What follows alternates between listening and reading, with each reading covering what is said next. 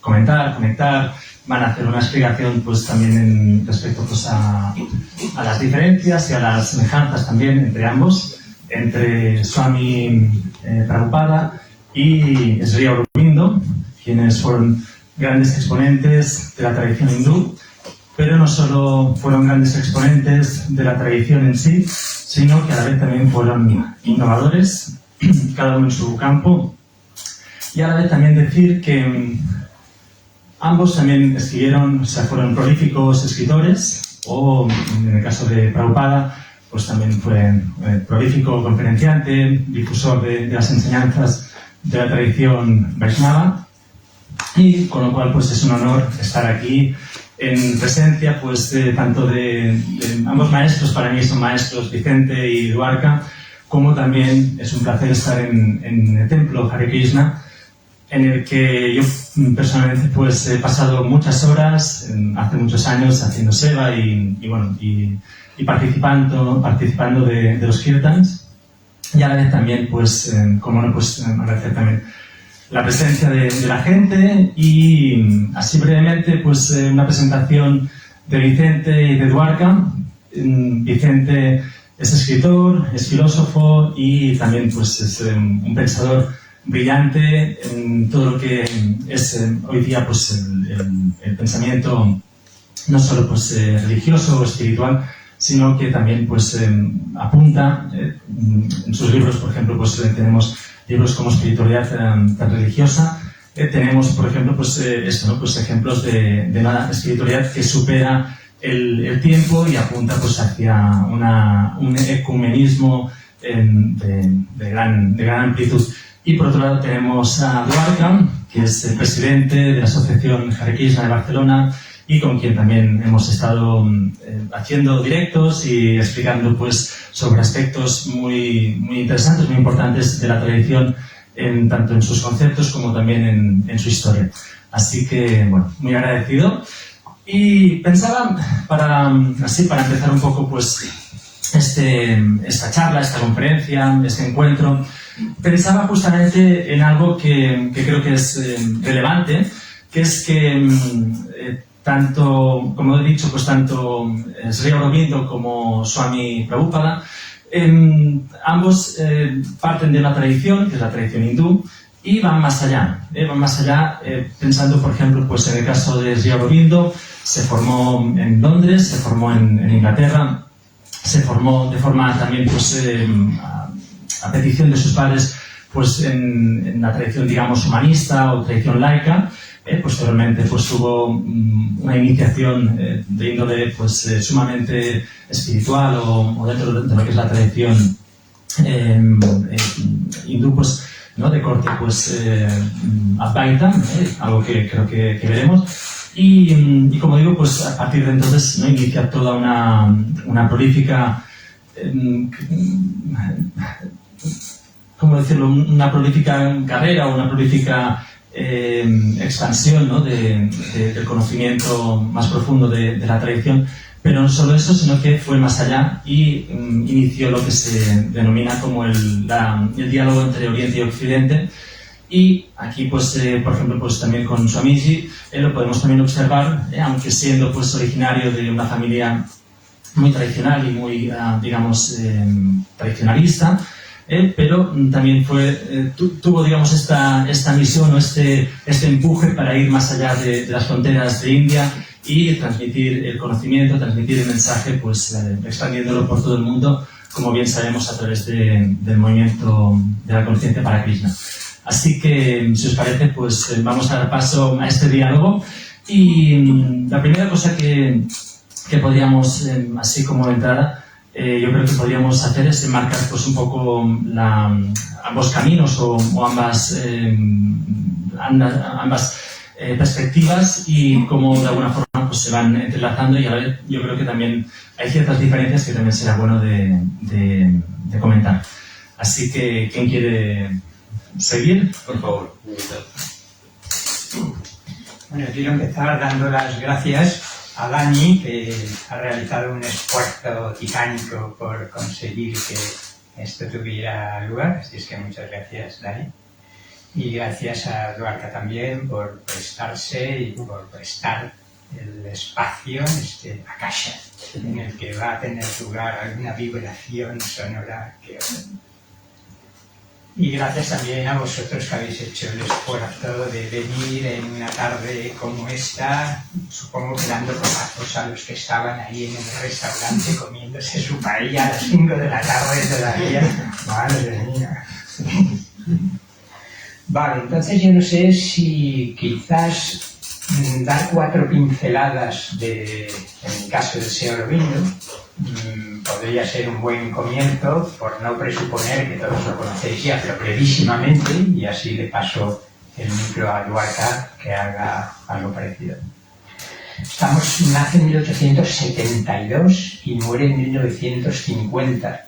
En los tiempos que corren no puede pensar, uy, qué antiguo ya esto, ¿no? Con la aceleración de los tiempos que hacemos aquí hablando de un señor que murió hace, pues prácticamente va a hacer un siglo. Como decía Dani, su padre lo manda a Inglaterra y está estudiando en Manchester, en Londres y en Cambridge y viene con lo que hoy llamaríamos quizás una licenciatura en filología clásica.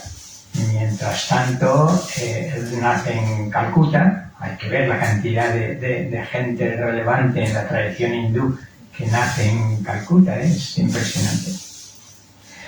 Bueno, voy a destacar solo 3 experiencias de Sri Aurobindo que nos van a servir un poco de guía para el diálogo.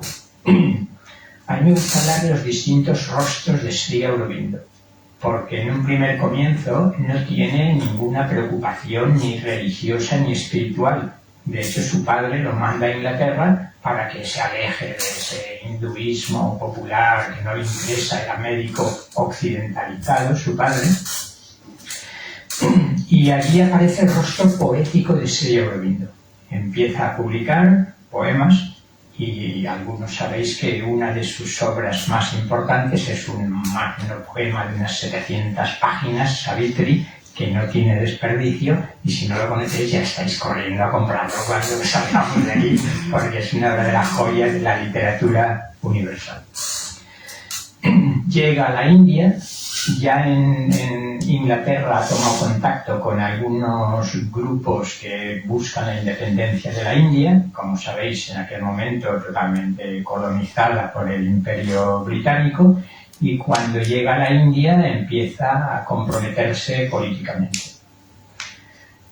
Tiene ya 30 y tantos años y no le ha preocupado para nada ni la espiritualidad, ni la religión hindú, ni la religión cristiana.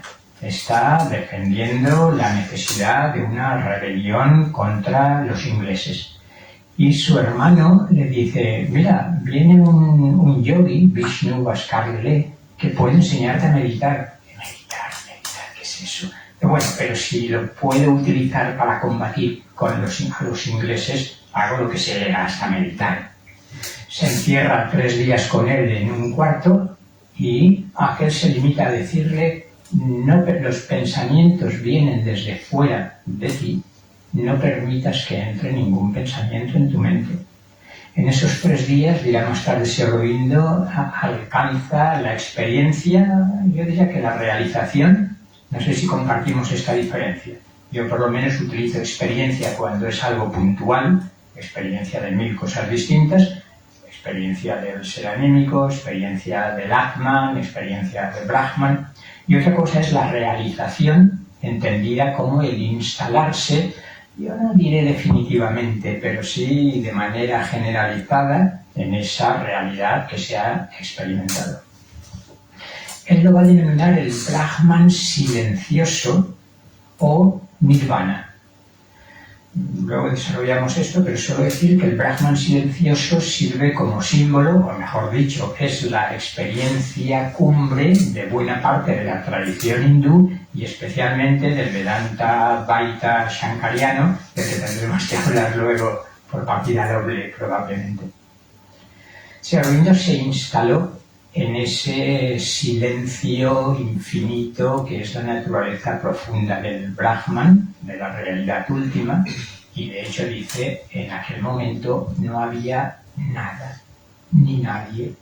Era un silencio resplandeciente, no había ni mundo, no había ni yo, no había ni Dios, no había absolutamente nada ni nadie. Sri Aurobindo, instalado en el Brahman, empieza a dar discursos políticos, empieza a comprometerse políticamente hasta que lo acusan de alta traición por una falsa acusación de terrorismo que luego se demostraría que no era cierta, pero pasó todo un año en la cárcel, en la prisión de Alipur. Y allí viene una segunda experiencia que quería destacar. Ya no es el Brahman nirguna, sin atributos, impersonal, trascendente, supracósmico, sino que de repente, leyendo la Bhagavad Gita mientras estaba en la cárcel, de repente dice que explotó la experiencia de que absolutamente todo lo que existía era el propio Narayana, símbolo de lo que podemos llamar el absoluto personal. Así como el Advaita le había proporcionado la experiencia del Brahman impersonal, ahora descubre que hay un rostro personal del infinito. Quizás en este lenguaje se diría la suprema personalidad divina, pero el caso es que él lo expresa utilizando el nombre de Narayana, que en ocasiones se puede identificar como Krishna, y hasta los barrotes oxidados de la prisión, el mendrugo de pan que le traían para comer, los asesinos que tenía en las celdas de al lado, todo, absolutamente todo, era Narayana expresándose a través de todo eso. Voy a resumir mucho, que si no el monólogo se hace largo. Tercera experiencia que destaco. Bueno, Sri Aurobindo poeta, aparece Sri Aurobindo político. Cuando sale de la cárcel se retira a Pondicherry, que era un protectorado francés para que los ingleses no puedan perseguirlo, y ahí empieza el rostro yógico de Sri Aurobindo. Empieza una sadhana, un trabajo interno, una disciplina a través del yoga, y al recibir instrucciones del guru interior, podríamos decir, y va elaborando lo que luego él denominará un yoga integral, Purna Yoga. Me como las décadas, salto las décadas y llegamos a 1926, donde tiene una experiencia tan impresionante que decide ya no salir de la habitación y va a estar desde 1926 hasta 1950, que entra en Mahasamadhi, muere en su habitación, saliendo solo 3 o 4 veces al año para dar darshan a los discípulos que se han ido acumulando en el ashram, y después explicaría esa experiencia como el descenso de Krishna.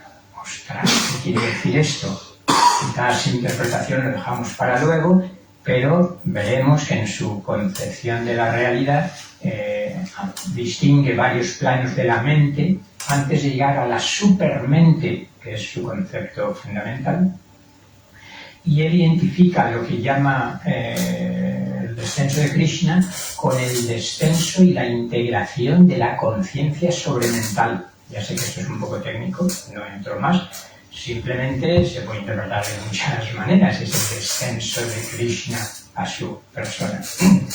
Curiosamente, algunos sabéis, y con esto sí que termino, que es muy importante en la construcción del yoga integral la presencia de una mujer francesa, Miral Pasa, que será conocida como la madre para sus discípulos, símbolo muy utilizado en la India, como sabéis, y cuando lo conoce, Miral Pasa va con su marido, que era medio diplomático, medio filósofo, a Pondicherry, y le dice: vente conmigo.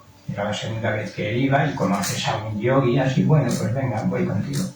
Miral Pasa estaba llena ya de experiencias espirituales desde la adolescencia impresionantes, y cuando están esperando, no sé si algunos habéis estado en el ashram de Pondicherry, pero hay una sala, el meditation hall, están ahí sentados esperando a que baje de su habitación Sri Aurobindo, y cuando baja por las escaleras, Miral Pasa exclama: Dios mío, pero si es el maestro que se me ha aparecido durante décadas en sueño y a quien yo no sé muy bien por qué, pero llamaba Krishna. Otra de esas coincidencias significativas, ¿no? Pues bien, desde 1926 hasta 1950 aparece el rostro yógico de Sri Aurobindo, el rostro filosófico, entre comillas, yo hoy diría gnóstico, porque no es filosofía como especulación mental, sino que es un conocimiento directo de la realidad, un conocimiento por identidad, y de ahí procede la vida divina. De hecho, y con eso que termino ya, cuando algún discípulo le pregunta, ¿pero cómo hace usted para pensar tan bien y expresarlo como ha hecho en la vida divina? Dice, ¿pensar? Lo que ustedes llaman pensar, yo hace mucho que no lo hago. Mi mente está en un silencio absoluto y permito que descienda la información que debe descender en cada momento. 1949, 50 ya, colaboración estrecha entre Mir Alfasa y él, y un momento le dice, mira, alguno de los dos debe irse a la otra parte del velo para continuar el trabajo que estamos haciendo. Y Mir Alfasa, que salía a voluntad del cuerpo, proyección extracorpórea, viaje astral, como queráis llamarlo, desde que era adolescente, le dice, no hay ningún problema. Yo dejo el cuerpo, que ya vivió unos cuantos años, y sigo trabajando desde allí y tú desde aquí. Y Sri Aurobindo le dice, no, tengo que irme yo, porque tu cuerpo físico está más preparado para la transformación supramental que estamos intentando que el mío. Así es que me voy yo, tú te quedas aquí, y hasta 1973, Mir Alfasa, la madre, siguió organizando y realizando las funciones de gurú plenamente. De hecho, ya cuántas veces he dicho que termino, pero ahora sí que termino. Llegó un momento, imaginaros, pensad 1930 aproximadamente, una occidental y mujer, y allí casi dando la impresión de que Sri Aurobindo la trataba de tú a tú, como si fueran iguales. Algunos empezaron a protestar. Y Sri Aurobindo hizo una declaración pública célebre que dijo, algunos estáis muy equivocados, lo que dice madre es mi propio pensamiento, lo que hace madre es mi propia voluntad, y quien no acepte a madre no me acepta a mí. Así es que no tiene sentido que estéis en el ashram si no estáis de acuerdo con lo que hace madre. Bueno, pues Mir Alfasa, la madre, siguió hasta 1973 hablando de un yoga de las células, pero eso es otra historia para otro momento, y disculpa la extensión, y dejo ya que Eduardo nos hable de Srila Prabhupada. Hare Krishna, gracias Vicente y Daniel por organizar eso. Sí, a mí, como tú decías, de Calcuta y de esa época han salido tantas luminarias, ¿no? Tantas Bhaktivinoda Thakur, que fue compañero de un primo de Rabindranath Tagore. Y esa generación fue muy influenciada por el pensamiento occidental. Srila Prabhupada nace en 1896, 24 años después de Sri Aurobindo, y a pesar de haber estudiado en un colegio inglés, donde aprendió inglés y donde más de una vez tuvo que tolerar el desprecio de sus profesores ingleses por la cultura de la India, él se formó en una familia muy tradicional, como decía Daniel.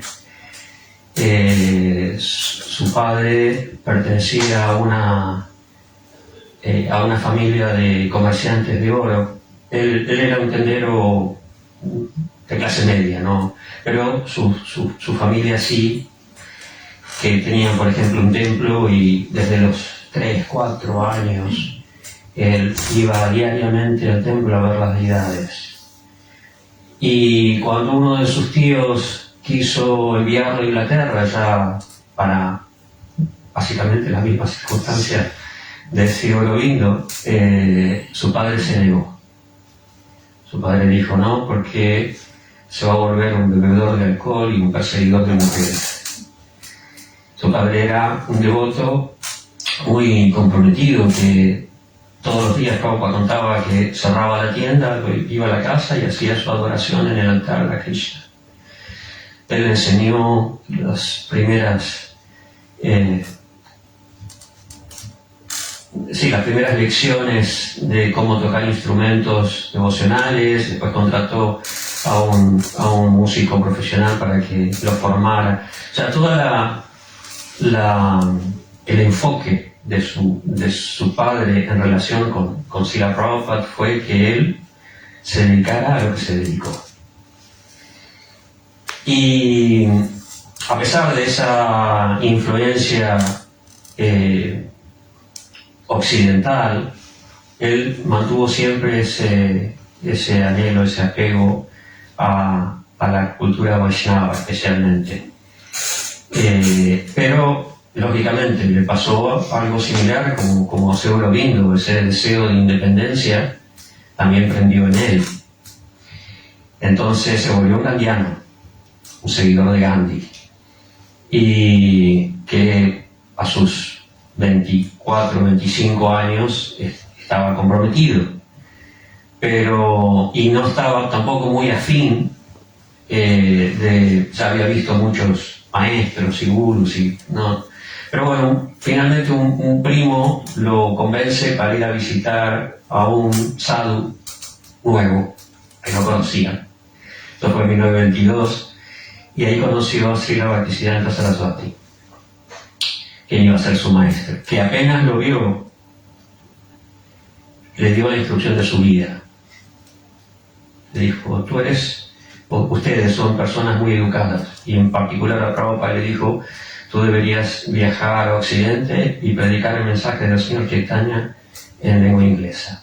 Prabhupada iba vestido como gandhiano, con la túnica blanca, y Prabhupada quiso argumentarle: no, pero primero tenemos que conseguir la independencia, porque ¿quién va a tomar en serio el mensaje de una persona que pertenece a un país que está sometido? Y Srila Bhaktisiddhanta le dijo: no, el mensaje de Sri Chaitanya es demasiado urgente, no podemos esperar eso. Entonces, bueno, a partir de ahí, Prabhupada comenzó a seguir a Prabhupada también, porque Bhaktisiddhanta Saraswati también se llama Prabhupada. Y 11 años después recibe la iniciación de él. Prabhupada se casó, tuvo varios hijos y se dedicó al comercio. Eran químicos, hacía medicamentos y los distribuía por la India, viajaba mucho, pero siempre se mantuvo muy activo en la misión de su guru, ayudando a sus hermanos espirituales, predicando, dando clases, dando conferencias, y incluso comenzó lo que se llamó la Liga de los Devotos, una institución que iba a ser un poco el germen de lo que después se transformaría en ISKCON, pero bueno, en esa época no funcionó muy bien en la India, solamente tuvo un seguidor. Y en 1950 comienza a retirarse de su familia, comienza a tomar la orden de Vanaprastha, que es cuando en Occidente diríamos la persona se jubila y comienza su introspección más intensa. Tiene varios sueños con su maestro espiritual que le decía: tienes que tomar sannyas, la orden de renuncia. Finalmente, no recuerdo, 1959 toma la orden de renuncia de manos de uno de sus hermanos espirituales, porque su maestro ya había partido. Y la última carta, la última instrucción que le da es la misma que le dio la primera vez que lo vio. Sí. Solamente se la recordó. Y bueno, cuando Prabhupada toma la orden de sannyas, es decir, se renuncia ya a todas las conexiones y todas las ligaciones familiares, comienza una labor muy intensa de escribir Primero algunos libros pequeños, como Viaje fácil a otro planeta, en donde utiliza la teoría de la antimateria en un sentido espiritual, ¿no? La antimateria no como algo u otra forma de materia, sino la antimateria como el mundo o la atmósfera, la dimensión espiritual. Que es, yo en ese tipo de enfoque veo un paralelismo muy grande con Cielo Lindo, de tomar ciertas ideas de la ciencia occidental y adaptarlas o transformarlas en una visión espiritual. Comienza a publicar la revista De Vuelta al Supremo, en donde escribe diferentes artículos y comienza la labor de su vida, que es, porque en realidad, más allá de que Prabhupada haya fundado esta institución y haya viajado y haya iniciado discípulos y haya dado conferencias, y más allá de todo eso, la labor de su vida fue la traducción del Srimad Bhagavatam. Entonces, él comienza con la traducción solo, porque él, por un lado era independiente, por otro lado, o sea, él no esperaba que alguien fuera y le ayudara, él simplemente traducía, iba a la editorial, especialmente con el tema de la revista De Vuelta al Supremo, negociaba con el dueño de la editorial, la impresión, imprimían la revista, salía a la calle en Delhi, porque ahí en esa época estaba residiendo en Vrindavan, en un templo en Vrindavan, en Radha Damodar Mandir, tenía una pequeña habitación ahí, y salía a la calle con la revista y la distribuía. Eso ya en esa época tenía más de 60 años, y siempre con la instrucción de su gurú, ¿no? De que tenía que viajar, pero no tenía nada. No tenía recursos, no tenía patrocinios, no tenía seguidores, no tenía absolutamente nada. Estaba solo. Finalmente, una señora, la dueña de una compañía naviera, Sumati Morarji, le da un pasaje en un barco mercante, en un barco de carga. O sea, no había ninguna comodidad, una habitación, un camarote en un barco de carga. Y ahí se va. Entonces la ya tenía 69 años. La mujer esta le decía, pero Swamiji, ¿cómo se va a ir al otro lado del mundo a su edad? ¿Por qué no se queda aquí? Y él estaba fijo en la instrucción de su gurú. Y así fue. Él toma ese viaje, que de hecho tiene un infarto en la mitad del viaje, pensó que no llegaba, y esa noche tiene un sueño de que él va en el barco y sueña que Krishna está en un bote adelante remando, tirando del barco. Bueno, llega a América con 2 cajas de los libros que había hecho, el Srimad Bhagavatam, y 40 rupees. $6. Ni siquiera tenía dólares, tenía 40 rupees. Entonces lo encara al capitán del barco y le dice, mire, no tengo dólares. Si usted me compra, no le estaba pidiendo, si usted me compra un set del Srimad Bhagavatam, entonces voy a tener algo para moverme. Entonces el capitán le dice, ¿cuánto vale? Tantos rupees, ¿no? Algo así como $16. Bueno, le dio $20 y con eso salió a otro país, en otro continente, en otra cultura. Bueno, estuvo 2 meses en la casa de una persona que le habían recomendado, pero era en un pueblo, en Battle, Pensilvania, que dijo que voy a hacer acá, no tiene sentido que esté. Así que se fue a Nueva York. Ahí residió un mes, creo, en una academia de yoga, pero de un maestro indio que no lo dejaba hablar. No lo dejaba hablar, solamente le permitía cantar. Prabhupada cantaba muy bien, solamente le permitía cantar. Bueno, finalmente Prabhupada se da cuenta de que acá estoy perdiendo tiempo. Alquila una habitación en el Bowery y comienza a cantar en el Tompkins Square Park, en el parque.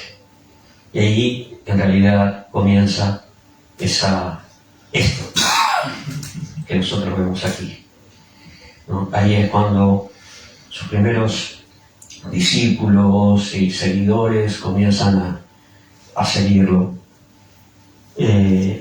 Y a partir de ahí, por 12 años, viajó, escribió, dio conferencias, enseñó, entrenó a sus discípulos en una cultura totalmente distinta,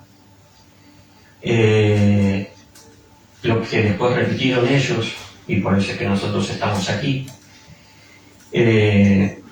y transformó la vida de miles y miles y miles de personas. Y claro, Prabhupada, a pesar de haberse criado en una familia tradicional, en una línea muy, muy definida, que es la línea Gaudiya Vaishnava, ¿no? Monoteísta, teísta, fundamentalmente, estaba predicando y enseñando en la cultura occidental. Entonces, tuvo que tomar y adaptar el mensaje de manera que los occidentales pudieran entenderlo. Entonces, esa adaptación, que en realidad fue muy fiel, porque en ningún momento se desvió de la esencia, ¿no? Por ejemplo, él hizo sus primeros discípulos, ¿no? Cuando eran iniciados, él cuando fue iniciado por su gurú, uno de los principios, el principio más importante era cantar 64 rondas, que son unas 5 horas más o menos, 5 o 6 horas de meditación. Entonces, los primeros discípulos le dijo, bueno, ¿cuánto tenemos? 64 rondas. 64 rondas, Swamiji, ¿cómo vamos a hacerlo? Entonces le dijo, bueno, voy a cantar 32. 32 rondas. Bueno, está bien, voy a cantar 16. Y no, fue una forma y una de las muchas formas en que Prabhupada hizo accesible esta cultura tan distinta de la nuestra, tan lejana. Y en sus conferencias también, siempre tratando de facilitar, de hacer llegar a la gente conceptos que le fueran más comprensibles, conceptos a los cuales no estábamos acostumbrados, que fueran más accesibles. Así como Sri Aurobindo hablaba de una supramente, ¿no? En términos de conciencia, Prabhupada estaba hablando exactamente de lo mismo, quizás usando algún término más en sánscrito, pero la idea era la misma.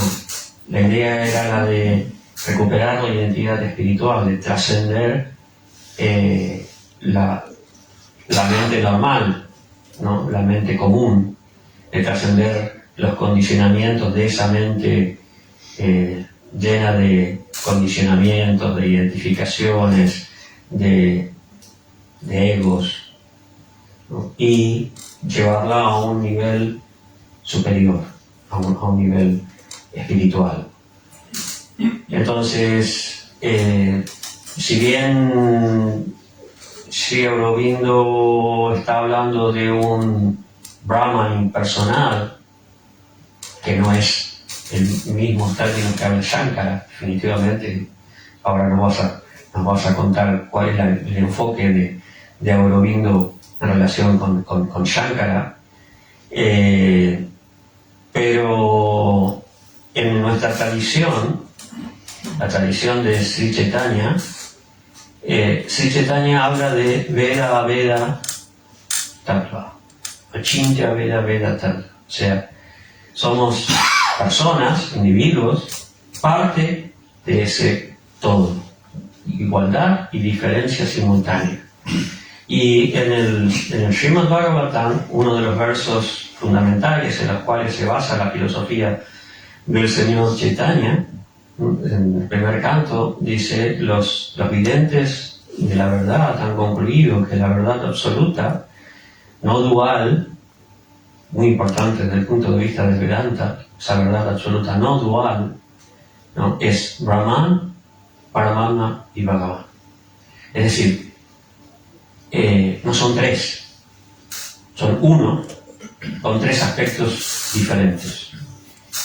Y esa concepción de la totalidad como algo a lo cual nosotros estamos conectados, a lo cual nosotros en realidad pertenecemos, formamos parte. Creo que Prabhupada, a pesar de que la presentó como una forma personal y lo viendo como algo impersonal, como decíamos, es una sustancia no dual, es una verdad absoluta, que lo podemos ver con diferentes enfoques, pero es la misma realidad. Prabhupada hacía mucho énfasis, mucho hincapié en la frase que yo también repito mucho, es que Prabhupada siempre decía: la suprema personalidad de Dios. Es decir, por un lado, eso era una forma de corregir esa mentalidad de que el hinduismo es un politeísmo y que hay muchos dioses. No. Prabhupada decía: suprema, hay un Dios. Y es una persona.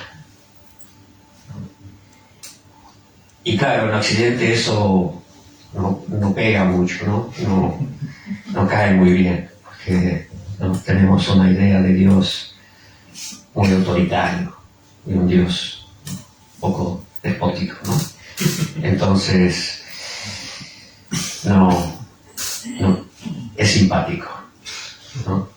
Pero la imagen de Dios que el Vaishnavismo da no tiene nada que ver con eso.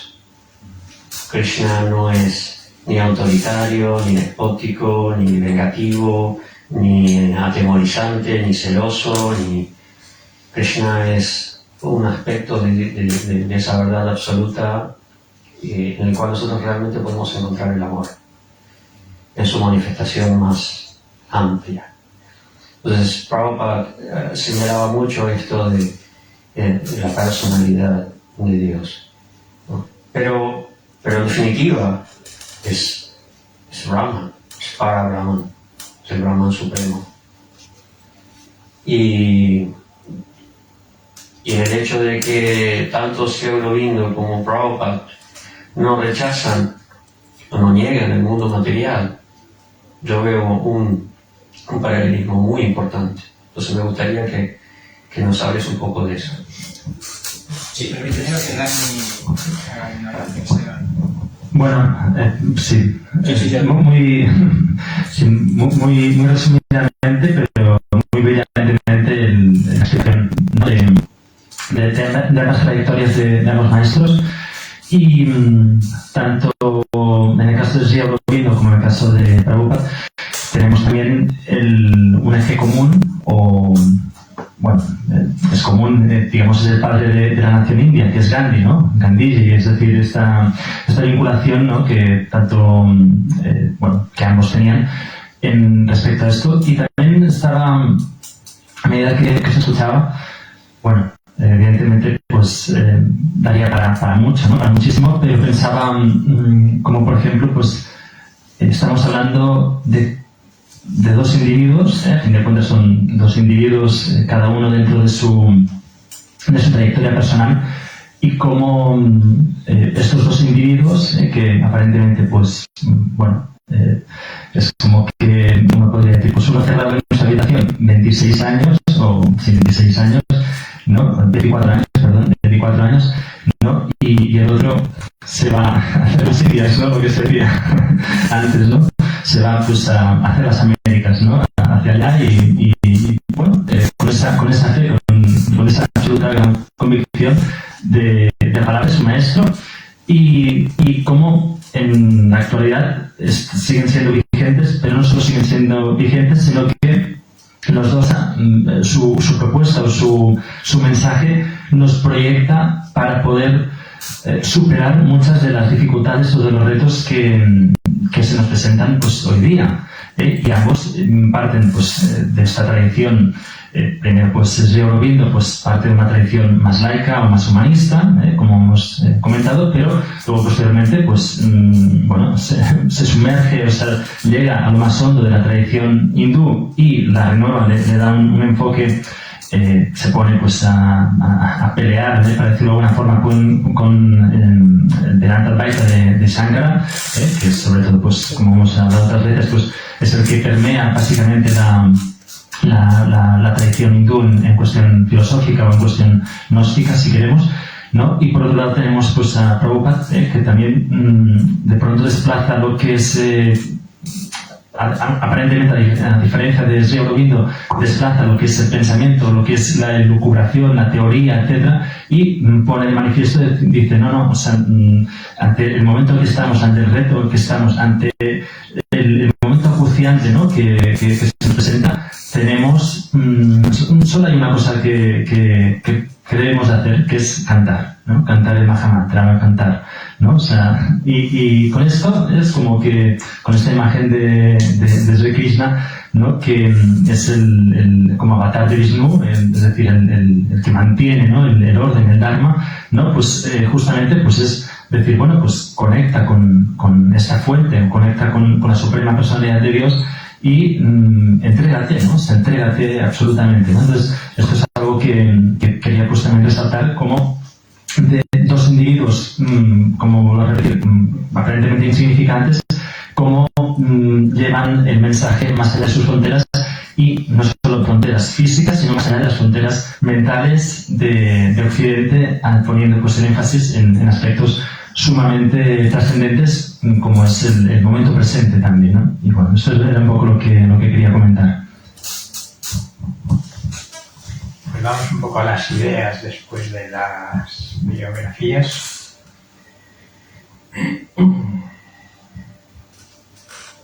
No sé si Dani o entre los dos pusisteis como título Tradición e Innovación, creo que era, ¿no? Yo creo que es muy adecuado el título. Al menos en el caso de Sri Aurobindo hay un respeto total a la tradición hindú, aunque yo hablo de él como representante de una espiritualidad transreligiosa que decías, no cabe duda que su lenguaje y su formación fundamental es de la tradición hindú.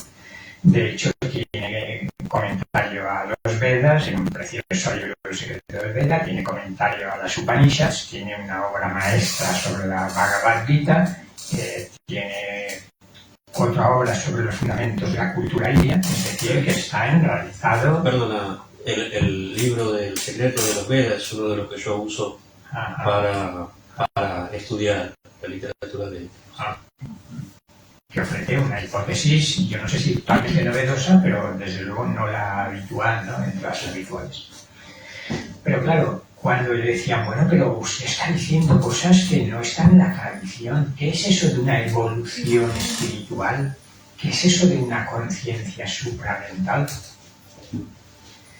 Y claro, es que hay algunos tradicionalistas, pues que, desde cierto punto de vista, terminan siendo muy dogmáticos. Ante ellos, Sri Aurobindo exclamaba, el pasado está muy bien y es algo maravilloso, pero allí donde está, en el pasado, y nadie ha dicho que los demás tengamos que seguir totalmente al pie de la letra lo que en el pasado ya se ha dicho.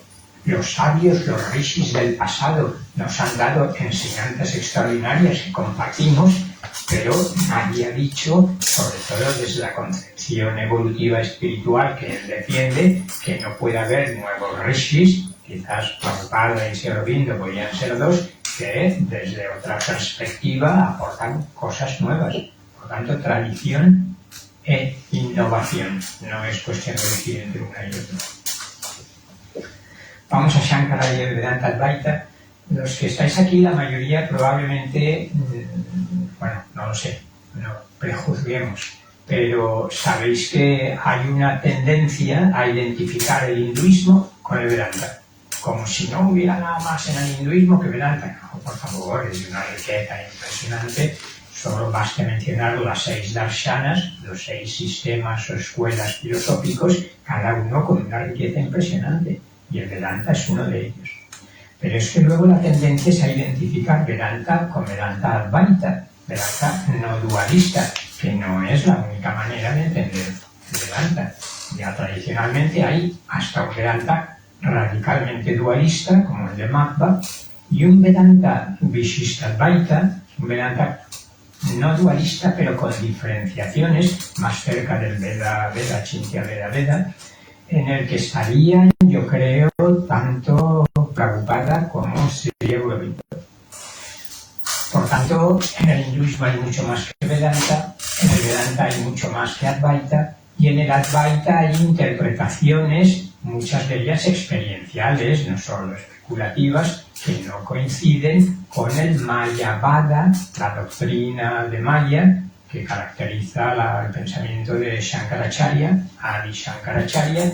Siglos, nunca sabemos, con la falta de conciencia histórica, la tradición siempre tiende a remontar los textos y los personajes, cuanto más antiguos mejor. Pero bueno, los indólogos quizá los situarían en el siglo VIII, más o menos, séptimo, octavo, noveno de nuestra era. Y el caso es que Shankara consigue introducir la noción de que todas las Upanishads están diciendo lo mismo, cosa un poco problemática, de que además las Upanishads y la Bhagavad Gita están diciendo lo mismo, cosa todavía más difícil de tragar, y que además los Brahma Sutras o los Vedanta Sutras de Badarayana están diciendo lo mismo. Es decir, los 3 textos del triple canon del Vedanta estarían diciendo lo mismo. Y lo mismo que es, lo que Shankara dice que es un no dualismo, que por una parte afirma que lo único verdaderamente real es el Parabrahman, que es impersonal, por supuesto, que es trascendente, que es supracósmico, porque todo lo que es cosmos, todo lo que es multiplicidad, incluso la noción de un Dios creador, todo esto forma parte de Maya. Para cómo interpretemos Maya, aquí nos estamos jugando mucho y habría que entrar en cuestiones técnicas de cuando dice, por ejemplo, que es Anirvachaniya, que es inexplicable, que es incomprensible. Pero bueno, sin entrar directamente, técnicamente en Shankara, lo cierto es que la tradición que lo ha seguido termina viendo el mundo como ilusorio. Maya pasa a traducirse o a entenderse como una especie de ilusión, de sueño, de fantasmagoría, de irrealidad, de la que hay que despertar, de la que no tenemos nada que hacer. Es irreal y además sin mucho valor. Esto tradicionalmente conduce a la figura del sannyasi, del monje renunciante, que renuncia al mundo porque es Maya. Aquí no hay nada que hacer. Y el cuerpo, las emociones, los pensamientos, la historia, la naturaleza, eso es parte de Maya, no os preocupéis de eso. Y esto llega hasta nuestros días, hasta el Advaita de nuestros días, con Ramana Maharshi, Nisargadatta Maharaj, y Valsekar y todos los demás. Pues bien, Sri Aurobindo entra en diálogo, sobre todo en su obra magna, que es La Vida Divina, la otra que tenéis que comprar, la obra poética Savitri, la obra filosófico-gnóstica, La Vida Divina. Y dice, entro en diálogo con 2 grandes concepciones del mundo. Una es la que vamos a llamar simplemente la del paradigma materialista cientificista, que niega toda realidad espiritual. Esto, mi propia experiencia me demuestra ya que es falso. Si estoy teniendo experiencias espirituales constantemente, ¿cómo voy a defender una concepción materialista? Y la otra concepción es la que él llama ascético-ilusionista. Y aquí es donde entra en diálogo con Shankara. Y dice, Shankara dijo cosas extraordinarias. Y el Parabrahman del que él habla es aquello de lo que tuve experiencia en los 3 días encerrado en la habitación. Pero después tuve la experiencia también, como habíamos dicho, de que el Brahman tiene un rostro personal. Sri Aurobindo no habla fundamentalmente del Brahman impersonal. Él lo que repite una y otra vez es que esta categorización mental de distinguir entre si es personal o es impersonal, no. Personal e impersonal son dos pequeñas categorías que utilizamos para intentar comprender y expresar algo que trasciende esa fragmentación mental. De hecho, si hay prioridad entre lo personal y lo impersonal, en Sri Aurobindo es claro que lo tendría el aspecto personal de lo divino.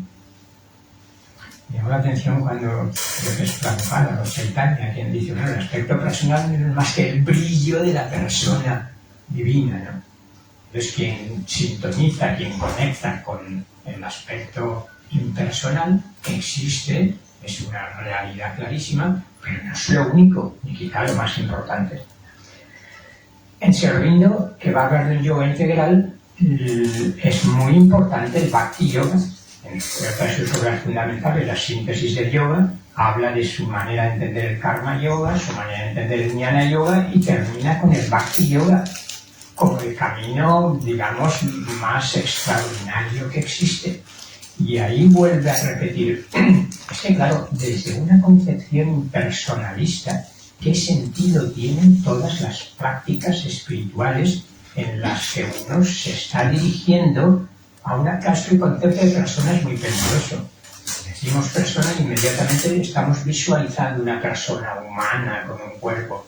No, persona significa algo así como una conciencia que es consciente de sí misma y que es consciente de todo lo demás y que es libre y que tiene amor hacia su propia creación, pero no nos imaginemos una personita humana.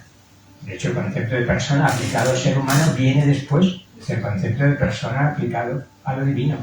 Por tanto, la realidad última está más allá de las dualidades entre personal e impersonal. Por tanto, Shankara muy bien en lo que dice, pero no en lo que niega. Maya, dice Sri Aurobindo, como aparece ya en los Vedas, no es una ilusión. Maya es el poder que tiene el propio Brahman de crear un mundo, digamos, de manera mágica, pero no tiene nada de ilusorio. Claro que existe la dimensión eterna, temporal de Brahman, pero existe también su Shakti. Sri Aurobindo dice, con esto termino este apartado. En el Vedanta Advaita predomina la noción de Brahman, impersonal, trascendente, supracósmico, y Maya, que es todo lo demás, y por tanto todo lo que existe en el tiempo, toda la manifestación, esto es irreal, esto es ilusorio. En el Samkhya, que es otra de las grandes tradiciones, y en la que se apoya Patanjali y los Yoga Sutras, que es claramente dualista, y no pasa nada por ser dualista, distingue entre Purusha y Prakriti, lo sabéis la mayoría de los presentes. Purusha es espíritu, persona o conciencia, no entro ahora en los matices, y Prakriti es la naturaleza, la energía, lo dinámico. Sri Aurobindo dice, ninguno de los dos. Sri Aurobindo utiliza el concepto de Ishvara, lo que llama el absoluto integral. Para Sri Aurobindo vendría expresado con el par Ishvara y Shakti. Lo que pasa es que Ishvara no es el Dios personal distinto del resto de los seres, sino que constituye la esencia y el corazón de absolutamente todos los seres que existen. Y Maya no es ilusorio, sino que es la Shakti, la fuerza, la energía, la inteligencia creativa del propio Brahman. Como la realidad se diversifica, utilizamos distintos conceptos, pero hay una única realidad no dual, por eso se reclama Advaita también, que se expresa como conciencia y como energía. Pero Satchitananda, dice Sri Aurobindo, que es la fórmula más tradicional para hablar de Brahman, una vez hemos reconocido que es inefable y que no se puede decir nada, pero si decimos algo que sea Satchitananda. Sri Aurobindo dice, Chi es inherentemente Shakti, Brahman es Sat, Chit Shakti y Ananda. Lo que pasa es que en el nivel de no manifestado, la energía está, digamos, Shakti está abrazando a Shiva, quietecita, inmóvil, pero cuando se mueve la Shakti de Shiva o la Shakti de Ishvara, que es la propia realidad única no dual que se expresa dinámicamente, creativamente, inteligentemente, y a eso llamamos Shakti. No es que sean dos, o son dos, pero que son uno. Es una unidualidad, ¿no? Vale, por tanto, dejo ya el micro de nuevo. Esa crítica parcial a Shankara, reconociendo la grandeza de su experiencia, pero diciendo lo que niega, no podemos aceptarlo. Es que elimina todo valor y todo sentido a la existencia que estamos viviendo. Por tanto, no compartimos que el mundo sea Maya en el sentido de una ilusión de la que podemos prescindir y que cuando despertamos ya no nos preocupa. Termino con esto.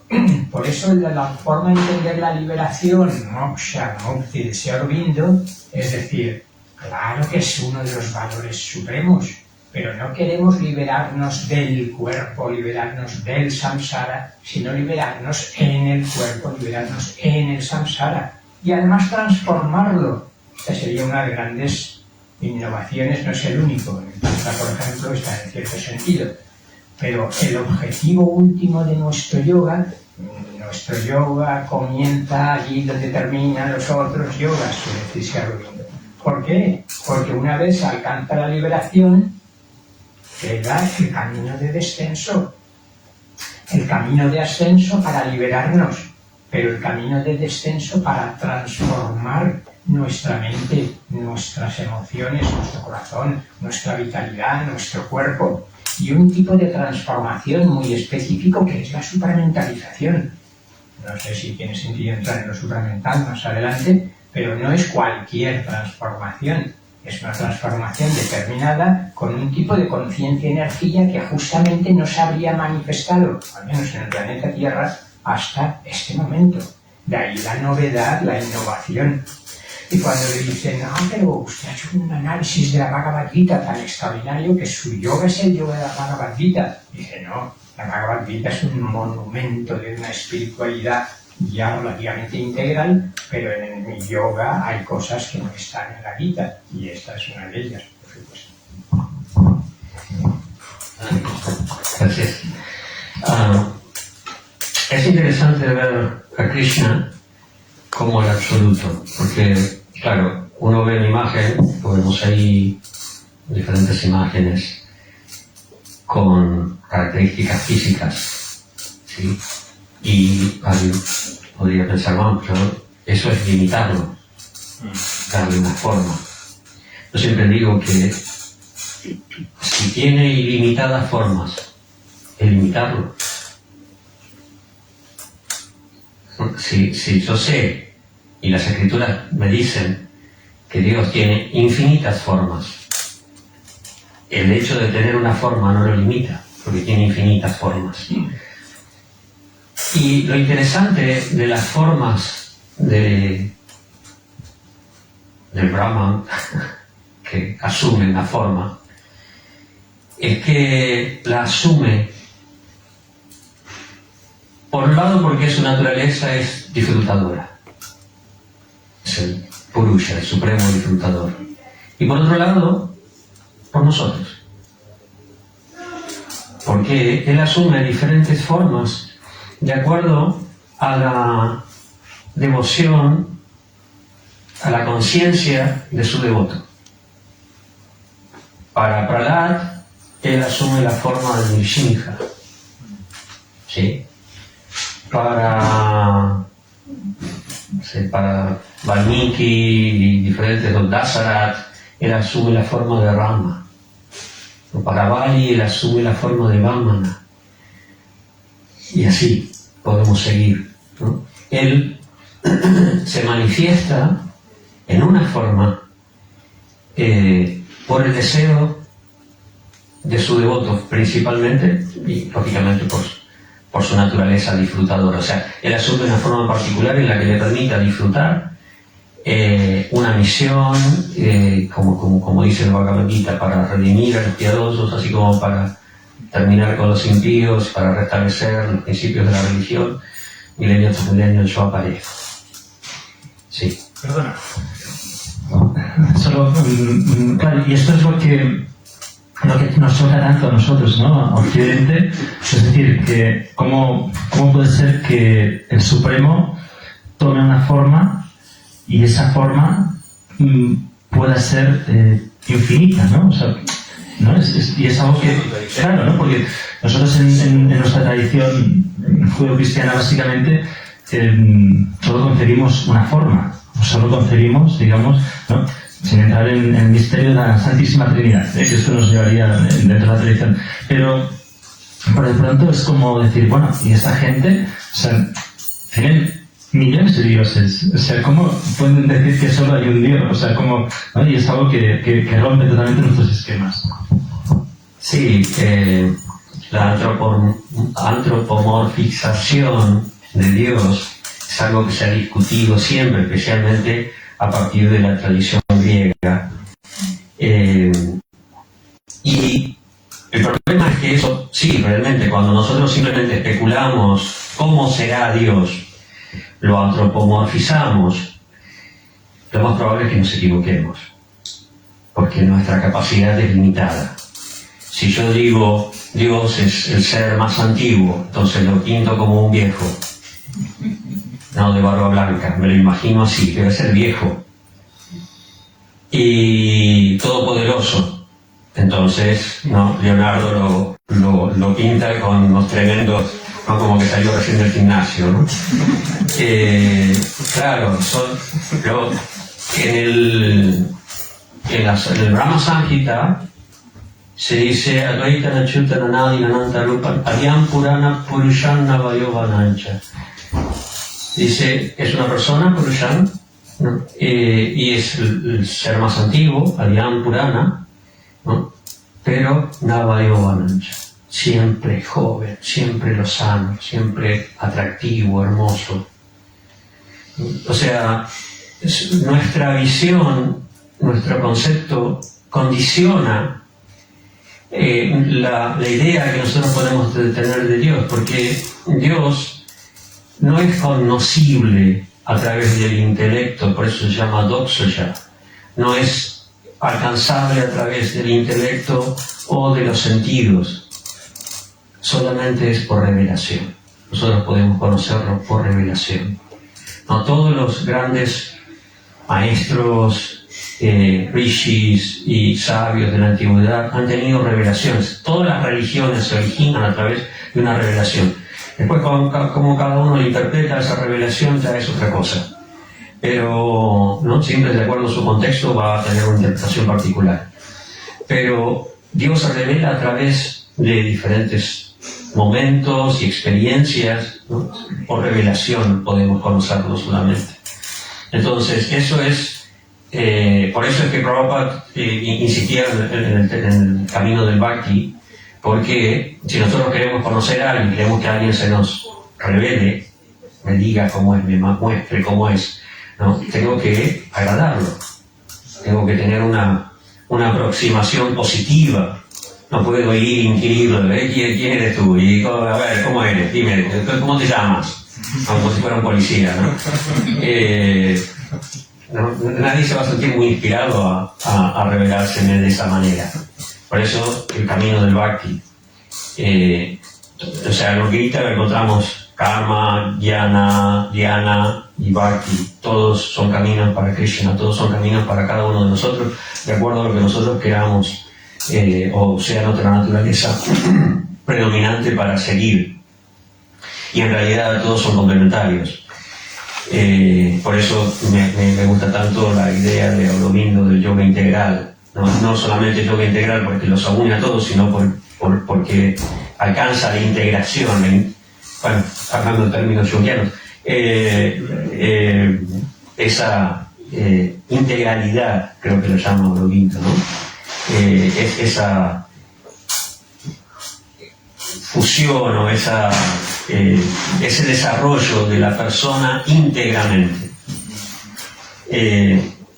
Entonces, a través de esa forma de aproximación del Bhakti, uno favorece la revelación. Y es interesante que también en el Chaitanya Charitamrita, la biografía de Sri Chaitanya Mahaprabhu, En los primeros capítulos, el biógrafo va citando distintas escrituras, explicando por qué Chaitanya viene. En una parte dice, la verdad absoluta es una, pero se ha dividido en dos, para disfrutar del amor, como Krishna y Radha. Eso tiene que ver con lo que yo decía antes, de que el Señor se manifiesta en tantas formas, por un lado por su deseo de disfrutar, y por otro lado por el deseo de relacionarse con sus devotos y de sus devotos relacionarse con Él. Esa capacidad, que no podría ser menos, porque si nosotros venimos de ahí, somos parte del Brahman y venimos del Brahman, ¿no? Tenemos en potencia esas características, el deseo de disfrutar, Ananda, es parte de la naturaleza del espíritu, la bienaventuranza, la felicidad. ¿Y cuál es la mayor felicidad que nosotros podemos encontrar en este mundo? La que viene del amor. Entonces, él manifiesta esa doble personalidad, ¿no? Como Radha y como Krishna. Por un lado, para experimentar ese amor puro, único e infinito, y por otro lado, para relacionarse con sus devotos también a través de ese amor. Radharani es la manifestación de ese amor, la personificación de ese amor. Krishna es el receptáculo de ese amor, ¿no? Y así uno y otro, ¿no? Se van complaciendo, ¿no? En la adoración, en adorarse mutuamente, y de ahí es de donde nosotros venimos. Y por eso es que estamos buscando esa relación en nuestros vínculos, como pareja, como hijos, como padres, como amigos, como hermanos, ¿no? Es lo natural para nosotros, ¿no? A pesar de que haya tantos tangos que dicen lo contrario, lo natural para nosotros es amar. Y bueno, ahí es donde se dirigía toda la prédica y la difusión y el énfasis de Srila Prabhupada en su camino, en su tradición. Gracias. ¿Queréis, seguimos un poco más o también damos paso a...? Yo daría paso, ¿sí? para ver los intereses de la sala. ¿Sí? Si no, ya seguimos, pero primero... Sí. Tengo una pregunta para cada ponente.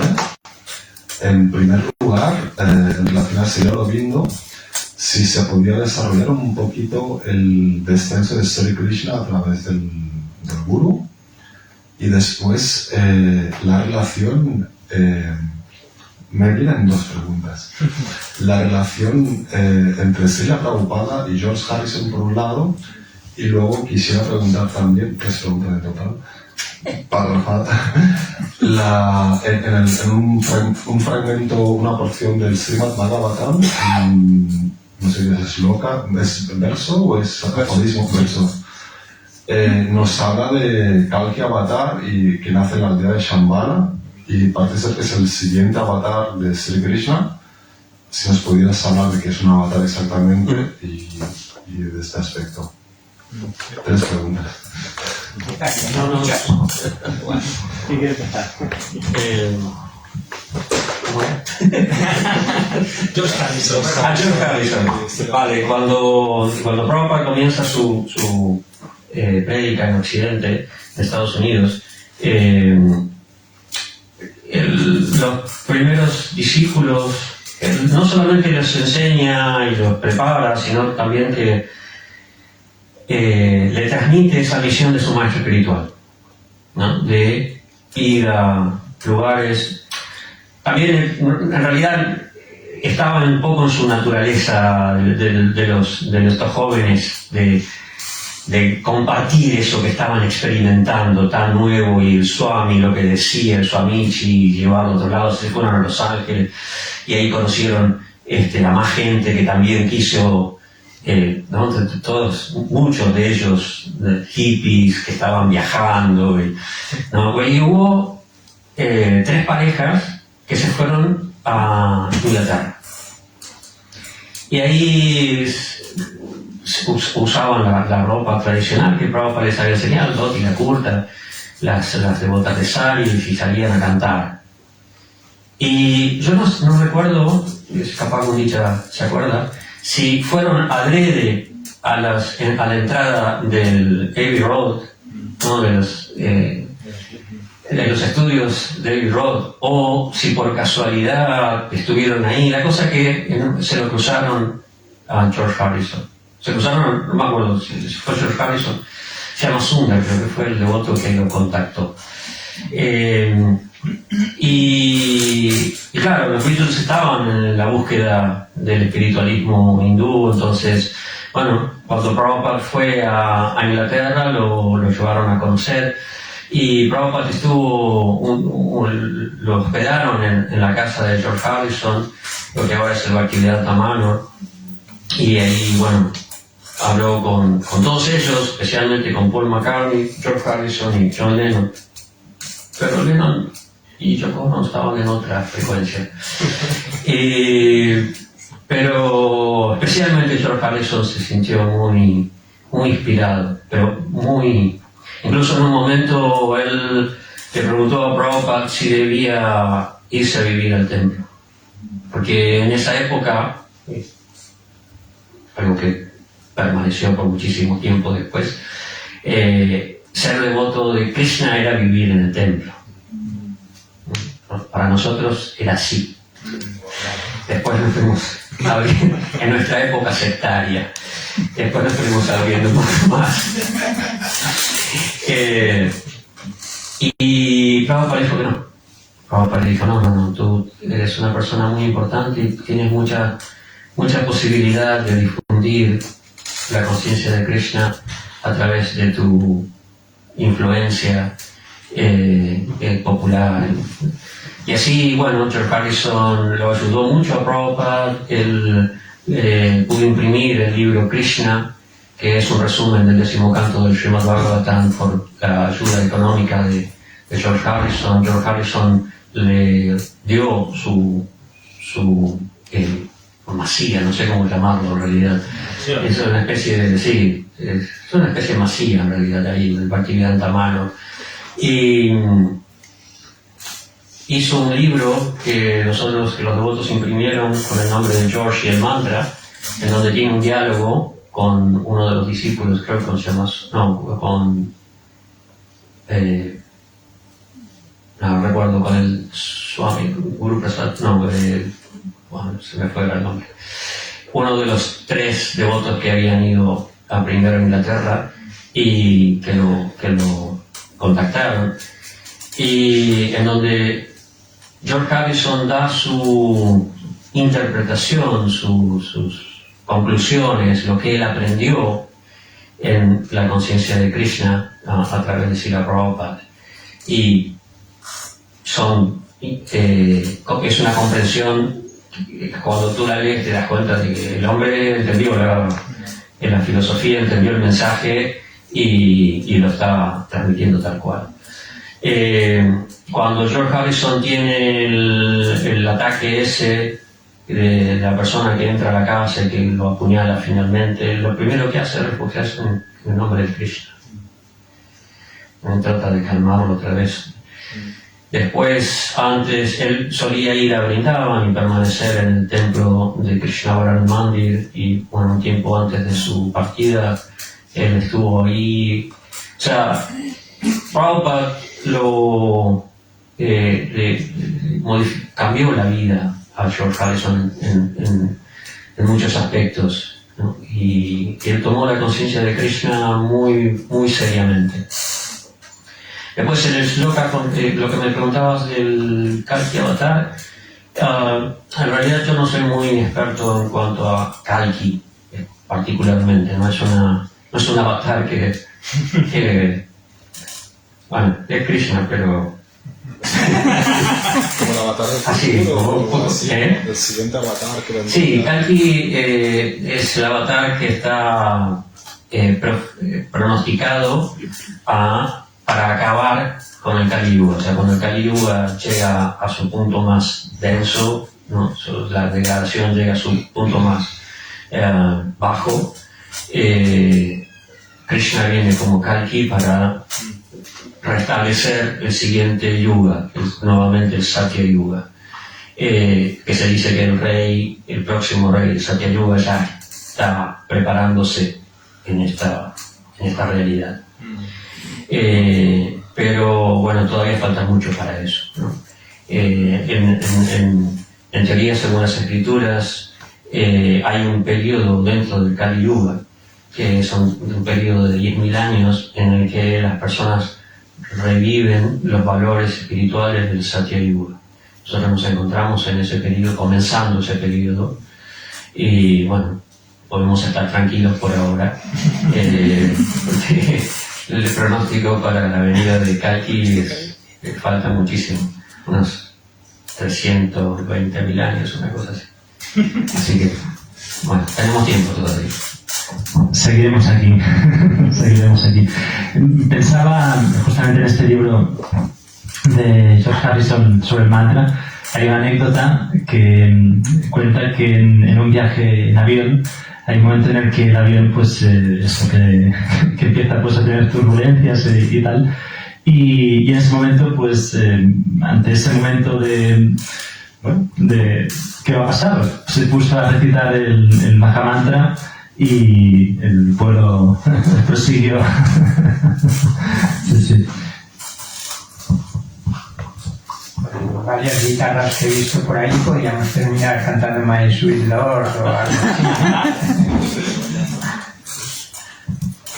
Del descenso de Krishna. Decía que Sri Aurobindo lo interpreta como el descenso de la conciencia sobremental.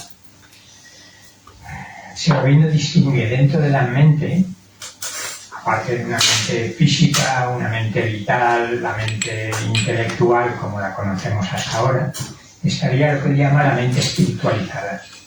Y dentro de la mente espiritualizada distingue varios niveles. No nos detenemos, solo para hacernos una idea, porque tendrían un sentido evolutivo. De hecho, Sri Aurobindo muy de pasada relaciona a distintos personajes con cada uno de esos niveles.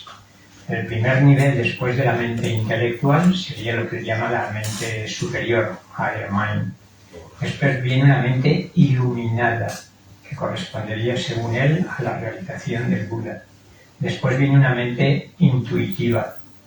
Y después viene la sobremente, que es el umbral después del cual está la conciencia supramental, la supramente o la supermente.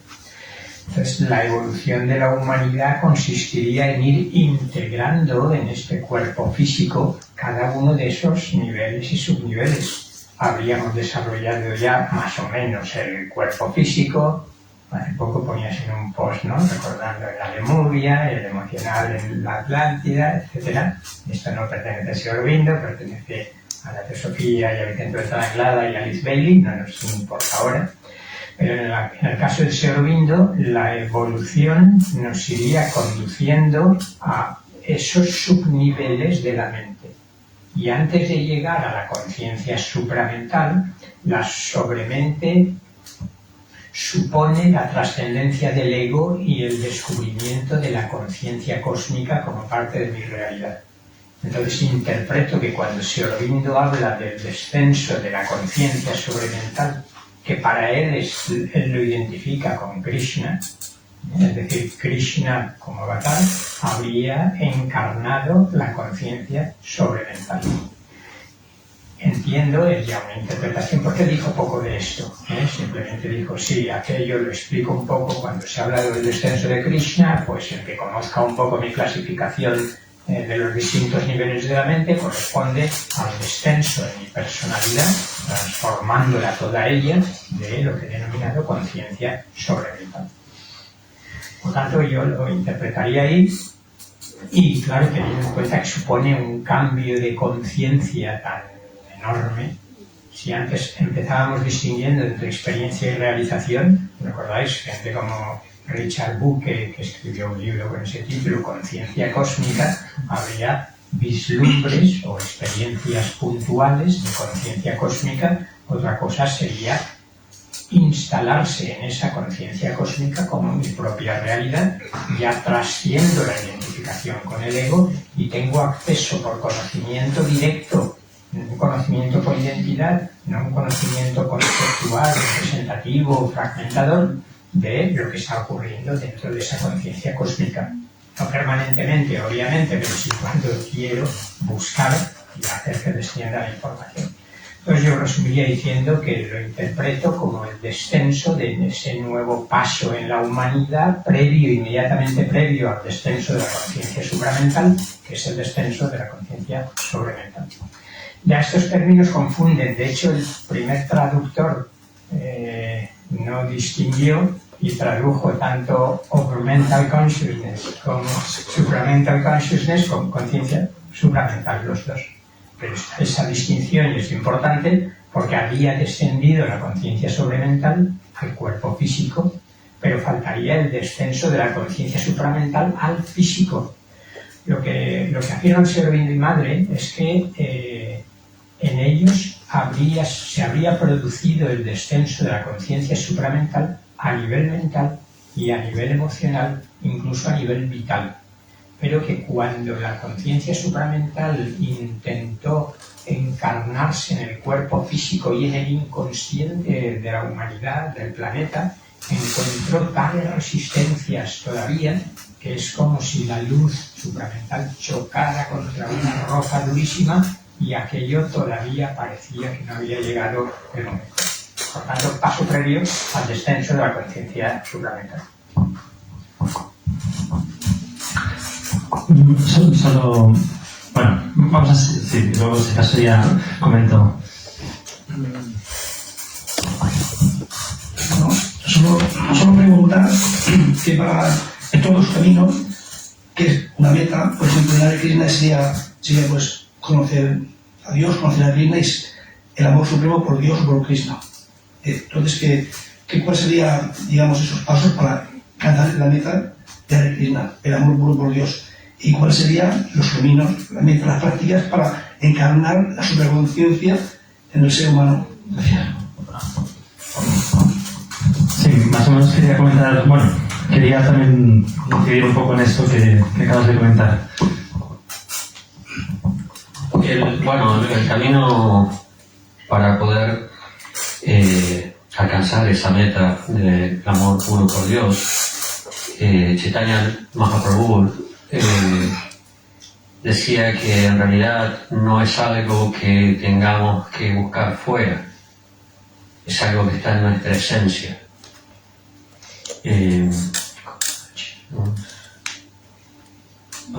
No recuerdo el sánscrito exactamente, ¿tú te acuerdas, Richard? No recuerdo el sánscrito. Pero lo que decía Chaitanya Mahaprabhu que Krishna Prema Salya Kaunai. Salya Kaunai quiere decir que no es algo que tengamos que encontrar fuera de nosotros, sino que es algo que ya está, que tenemos que despertar. ¿Y cómo lo despertamos a eso? ¿No? Sravanadi Sudachiti. Sravanadi quiere decir lo que comienza por Sravana, por oír. Es decir, los 9 procesos del Bhakti Yoga. Sravanam, Kirtanam, Vishnu, Smaranam, Padasevaranam, Charantasya Sakinam. Es decir, nosotros empezamos escuchando. El primer paso en el camino del Bhakti. Empezamos escuchando el Bhagavad Gita, escuchando el Bhagavatam, escuchando la vibración del nombre de Krishna, etc. ¿No? Shravan, Kirtan, ¿no? Etc. O sea, después que escuchamos, cantamos, después recordamos, y eso se vuelve un continuo en nuestra vida. Entonces, Shravanadi Sudachita, ¿no? Eso purifica, suda, ¿no? O sí, purifica la mente, la conciencia, chitta, ¿no? Entonces, esa es la fórmula que nos dio Sri Chaitanya Mahaprabhu, ¿no? Que no puedo acordar cómo comienza ese verso.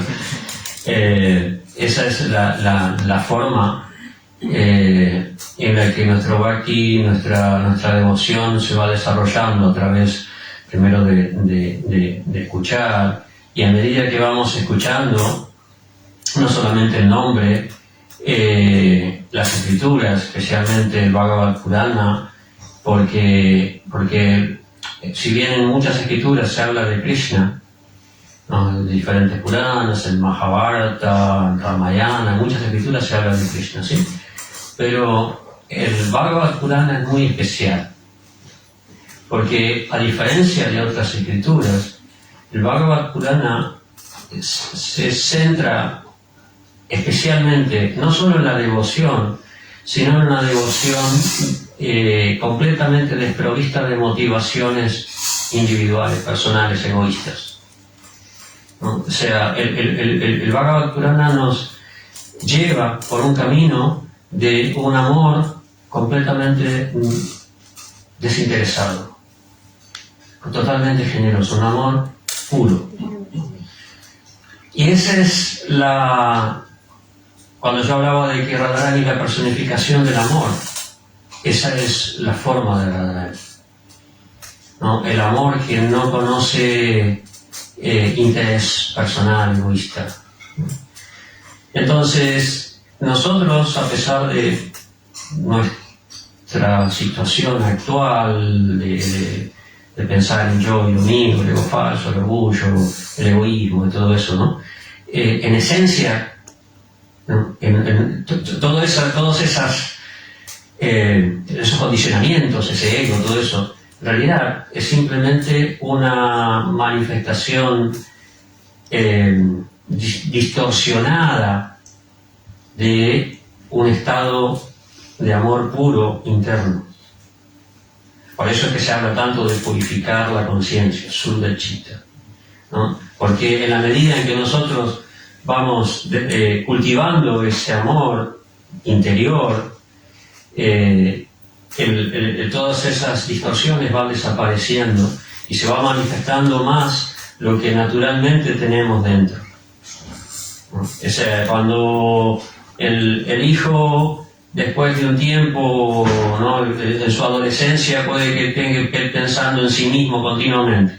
Como niño, como adolescente, su única preocupación es sí mismo. Y a medida que va madurando, ¿no? Se va volviendo más generoso en su amor hacia sus padres, especialmente, ¿no? Y llega a un punto en que les da todo, los cuida, los ama de una manera desinteresada.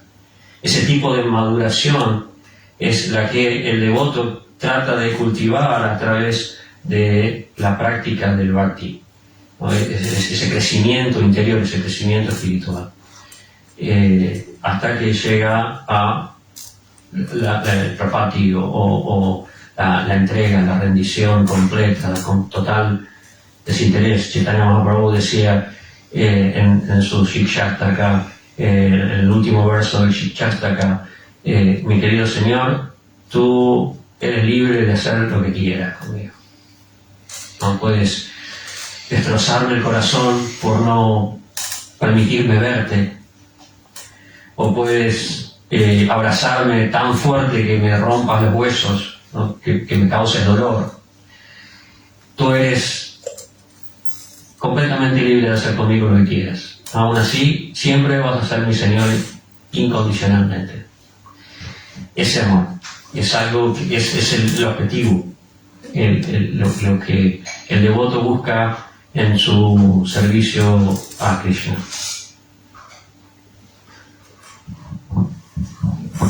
Entiendo que en este estado no hay diferencia, ¿no? Es decir, no hay dualidad. Haciendo un poco más de hincapié en este aspecto, ¿no? Es decir, que entre el devoto y... O sea, en esa entrega absoluta son uno, ¿no? Porque Son uno, pero no pierden la individualidad. Hay una historia en el Bhagavatam de Dhruva Maharaj. Dhruva Maharaj, en su meditación fue tan intensa, su conexión con Vishnu fue tan intensa, que él asumió ciertas capacidades de Vishnu. Como él estaba restringiendo su respiración, el universo empezó a tener dificultades en su respiración, porque él consiguió tal grado de unión con Vishnu en su devoción, en su amor, que sin darse cuenta, sin quererlo, comenzó a afectar el cosmos. Pero es un ejemplo que me viene a la mente, pero no fue que se volvieron uno. El devoto en realidad, si bien esa es una posibilidad, en el sentido de que un alma puede fundirse en el Brahman, incluso puede fundirse en el cuerpo de Krishna, como el caso de Shishupal y otros, pero el devoto ve eso como algo desagradable.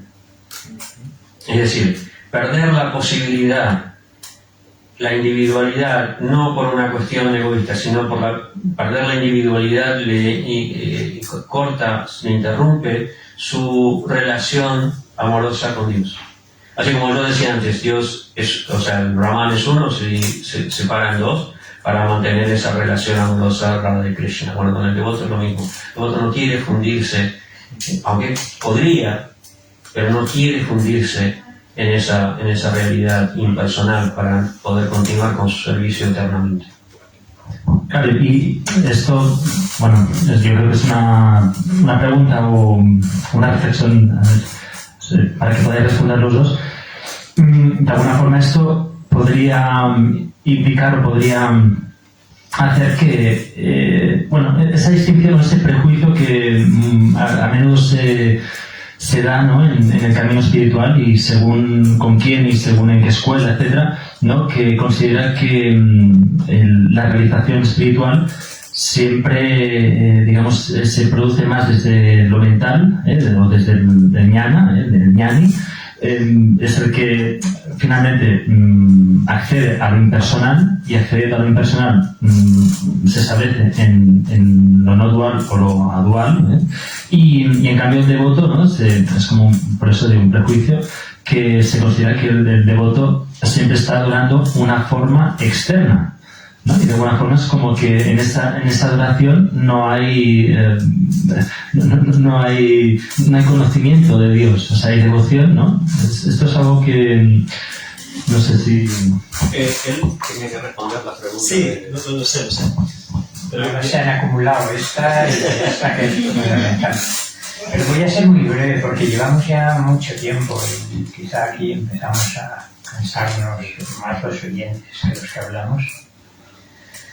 La pregunta sería: ¿cuál es el camino que señala Sri Aurobindo para... Primero, el objetivo último.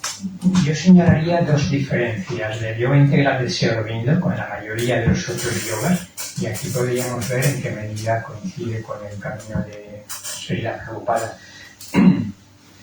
Uno es que la meta, como decíamos, no es liberarse, sino que eso es la primera parte del camino. Y es después de haber alcanzado la liberación, porque he descubierto, me he instalado permanentemente o generalmente en mi naturaleza profunda, que abro paréntesis y doy un salto a esta, porque no había quedado pensando. Yo diría que el síntesis, la realización integral consistiría en vivir, descubrir que somos simultáneamente, desde siempre y para siempre, el Brahman no dual, que cuando se expresa se convierte en conciencia cósmica, y desde siempre y para siempre, Bhagavad Gita, creo que hacías referencia a Dwarka, una porción eterna de mí mismo, le dice Krishna a Arjuna, Sanatanamsa, un fractal de lo absoluto, pero ese fractal es eterno. Es decir, es la tendencia que decíais a concebir la no dualidad no solo como impersonal, sino como indiferenciada. Entonces, la realización integral en la vida de Sri Aurobindo pasaría por descubrir que soy un individuo siempre, pero que no está separado, ni en cierto sentido es totalmente diferente de el absoluto personal, y al mismo tiempo la expansión de conciencia cósmica que a partir de la sobremente se produciría.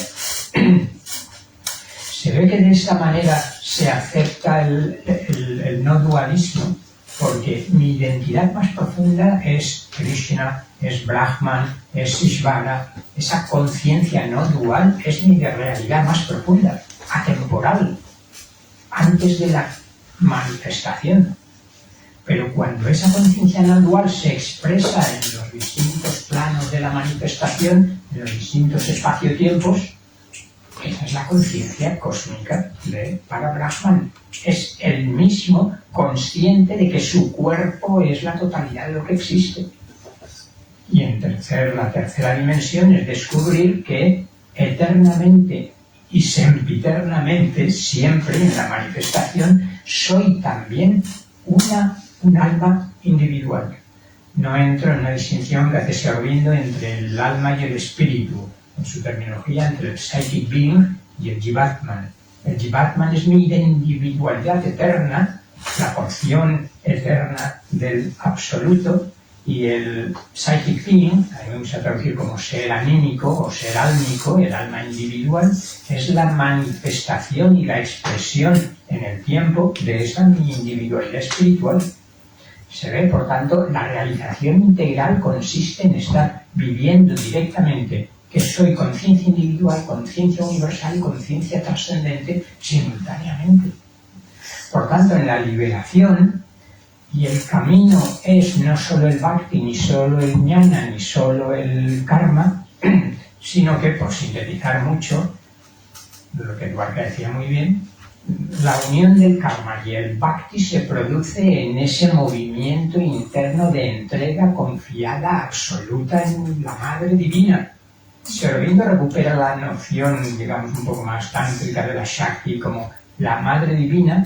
Qué curioso, la Madre como mediadora del absoluto, y de hecho Mirral pasa un poco, digamos, que desempeñaría el papel de esa encarnación de la Madre Divina. Por eso Sri Aurobindo siempre se está diciendo a los discípulos entregados absolutamente a la Madre Divina, encarnada o no encarnada, en cualquiera de sus 4 aspectos, la Maheshwari, la Maha Kali, la Maha Lakshmi o la Maha Saraswati. Por tanto, entrega absoluta de mi voluntad, hágase no mi voluntad, sino la tuya, dijo ese gran Karma Yogi, que todos conocemos, ¿no? Y al mismo tiempo, en cuanto estoy conociendo mi ser álmico, que no es mi personalidad y mi ego, y estoy comprendiendo que su naturaleza es la comunión con el amor cósmico de la Madre Divina o del Padre, del Espíritu Santo, de quien se quiera, es el amor, el gozo y la belleza permanente. Y a nivel de Jnana Yoga, no es solo, a mí me gusta distinguir entre gnosis blanca y gnosis arcoíris. En la vía más tradicional del Jnana, lo que yo llamo gnosis blanca, es porque es el conocimiento del Atman inmutable y no hay más. La gnosis blanca es Atmanyana. Conozco el Atman, infinito, trascendente, eterno, y ni quiero ni conozco nada más. En el jnana integral de Sri Aurobindo, la gnosis integral consiste en que conozco no solo la infinita trascendencia, sino toda su manifestación que ocurre justamente en el interior de la conciencia cósmica, y por tanto puedo conocer lo finito y cómo lo infinito está en cada una de sus manifestaciones finitas. Por tanto, esto sí que es la verdadera omnisciencia a la que tengo acceso cuando trasciendo mi mente individual. La omnisciencia es la característica fundamental de la conciencia supramental. En cuanto mi mente individual se abre o sintoniza con la conciencia supramental o con la conciencia de Krishna, si se quiere, todo el conocimiento está a mi disposición.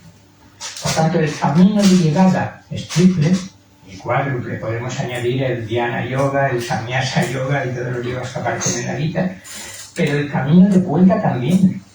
La meta no es solo descubrir que yo vivo en comunión permanente, en un gozo eterno, sino que es expresar cada vez más eso aquí, el conocimiento de los detalles de la manifestación, el amor en las relaciones humanas y no humanas con todo el mundo y con los animales y con todo lo que existe, y sentirme un trabajador, un instrumento en manos de lo divino, donde he entregado mi voluntad, divino que no es algún otro totalmente distinto, el radicalmente distinto de mí, sino que al contrario es el verdadero yo más profundo. Por tanto, en el momento ascendente como en el momento descendente, integración de esos tres aspectos, sin perder la individualidad. Esto es lo que los advaitines radicales no perdonan a los que no sean advaitines, ¿no? En lugar de solo que como aquí, por ejemplo, en la conciencia de Krishna, la práctica más importante es como cantar el mantra. Entonces, en el proceso de bajar la conciencia suprema, ¿cuál es el proceso? Quizá la meditación. Es curioso, pero Sri Aurobindo no habló mucho de la meditación, yo creo porque estaba tan instalado en lo que es la esencia de la meditación, que es esa conciencia profunda, que ya no se molestó mucho en hablar de meditación. Curiosamente hizo más hincapié en esa entrega total al absoluto que en cualquier otra cosa. Y desde luego en ese descubrimiento de que la sabiduría y el amor está sobre todo en nuestro interior. Cuando le preguntan, ¿pero cuál es el Shastra del yoga integral? ¿Cuál es el Guru? El Shastra es el Shastra eterno que está en el corazón de cada uno, y el verdadero Guru es el Guru eterno que está en el corazón de cada uno. Después, si hay un maestro que te puede acompañar un poco porque ha avanzado más en el camino, muy bien, pero lo importante es descubrir ese maestro interior, el ser anímico para empezar, esa entrega confiada. Lo que decía de los tres aspectos, abrir la mente a la mente espiritualizada, a un nuevo tipo de conocimiento que desciende, no de la mente, abrir el corazón para sentir que la realidad es esencialmente amorosa y gozosa cuando dejo de identificarme con mi personalidad y mi ego y me introduzco en los niveles más profundos de mi ser, y a partir de ahí, quizá una diferencia con lo tradicional está en que descubrir lo eterno en mí, la plenitud interior, para eso no hay que hacer nada, solo purificación y eliminación de los obstáculos y las identificaciones que me están impidiendo descubrir lo que soy. Lo que pasa es que como no solo lo eterno es importante, sino también esa evolución que el propio Parabrahman o Dios infinito ha decidido realizar, hay también la importancia de la evolución en todos los niveles de mi ser. Entonces tengo que cuidar mi cuerpo físico, haga hatha yoga o no, pero considerarlo un templo para que se manifieste lo divino a través de mí. He de abrir mi corazón y no decir que las relaciones interpersonales son un riesgo porque me apego. Claro, no apegarme, pero eso no significa renunciar. El bypass espiritual del que tanto acierto se habla, y muchas veces utilizamos la espiritualidad como un atajo, como un rodeo para evitar la solución de problemas personales, psicológicos, que al mismo tiempo, sin que nos demos cuenta, están impidiendo que descubramos la profundidad de nuestro ser. Por tanto, tomarnos en serio la inteligencia emocional, si se quiere decir hoy así, o simplemente el no solo sentir, sino expresar y de la manera adecuada en la situación concreta ese amor y ese gozo que voy descubriendo cada vez más en el interior. Y a nivel cognitivo lo mismo. Nivel volitivo, nivel cognitivo y nivel afectivo, tengo que desarrollarlos si quiero que realmente lo divino se exprese en este cuerpo físico y en esta tercera dimensión. Esa es la gran diferencia, no es irnos al nirvana o al séptimo cielo o a Vaikuntha, sino que es traer el cielo a la tierra.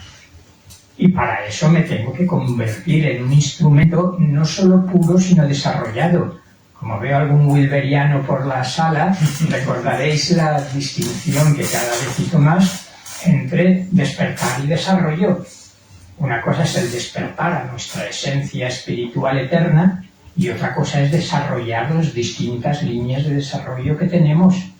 Y es fácil encontrar, y uno puede decir nombres, maestros plenamente realizados, despiertos, pero que la vía vital, la vía física, la vía emocional, la vía estética, la vía cognitiva no están muy desarrollados, están infradesarrollados. Por eso un enfoque integral, aurodindiano, wilberiano y lo que se quiera, consistiría en tomarse en serio el desarrollo integral para que esa plenitud interior se exprese en cada manifestación de mi vida cotidiana.